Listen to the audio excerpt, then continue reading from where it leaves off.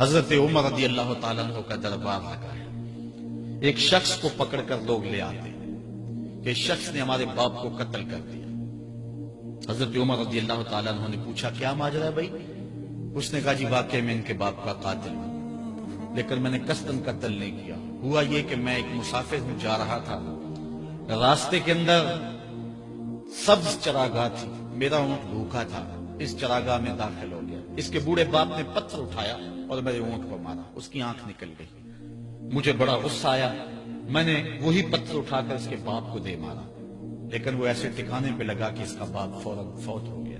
میرا قصد اور ارادہ نہیں تھا، لیکن بہرحال میں اس بات کا اقراری ہوں کہ میں نے اس کے باپ کو قتل کر دیا ہے.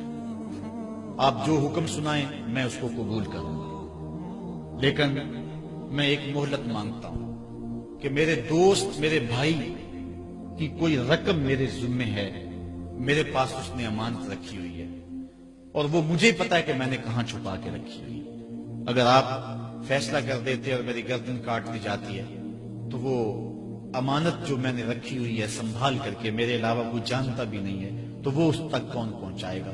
اگر آپ مجھے 3 دن کی مہلت دے دیں تو میں جا کر کے اس کی امانت اس کو واپس کر کے پھر واپس آؤں گا. پھر یہ پھندا پھانسی کا میں اپنے گلے میں ڈلوانے کے لیے تیار ہوں.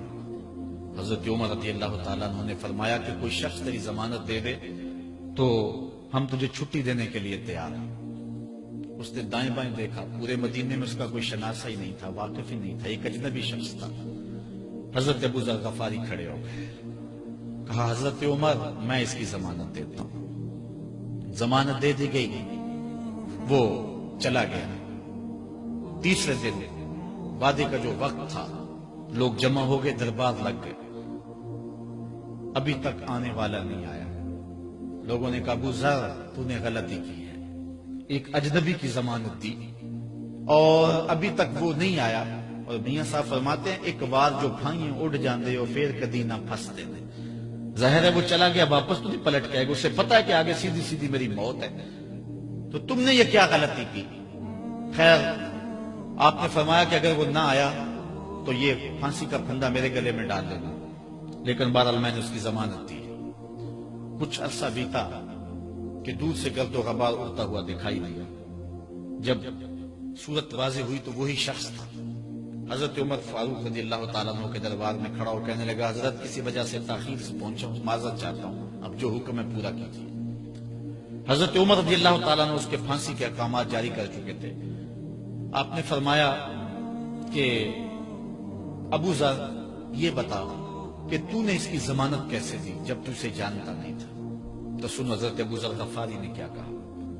کہا ایک اجنبی میرے محمد کے مدینے میں پناہ مانگ رہا تھا اور اس نے چاروں سمت دیکھا اور کوئی شخص نہیں تھا جو اس کو امان دیتا اور اس کی ضمانت دیتا، تو میں نے اس لیے ضمانت دے دی کہ نہ بھی آیا تو اپنی جان چلی جائے گی. کل کو یہ تو نہیں کہے گا کہ محمد کے مدینے میں کسی نے ضمانت مانگی تھی، پورے شہر میں کوئی ضمانت دینے والا نہیں تھا.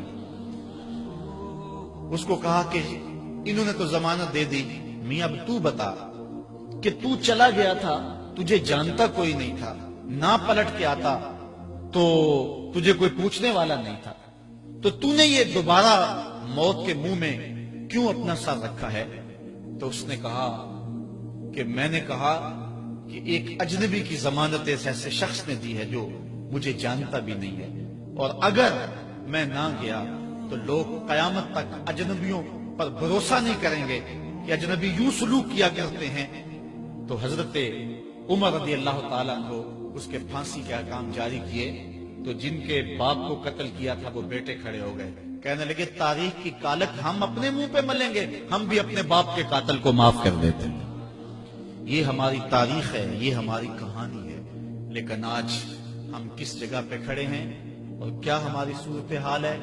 نہ ہمارا کردار رہا اور نہ ہمارا کوئی تشخص رہا. آج ہم نے اپنا تشخص بھی مٹا کے رکھ دیا، اپنے طرز زندگی بھی بدل دی. نہ ہماری باطن کی وہ روشنی رہی، نہ ظاہری وہ صورت رہی کہ ہم پہچانے جائیں کہ حضور کے غلام ہیں، بلکہ آج بھانت بھانت کی بولیاں بول رہے ہیں.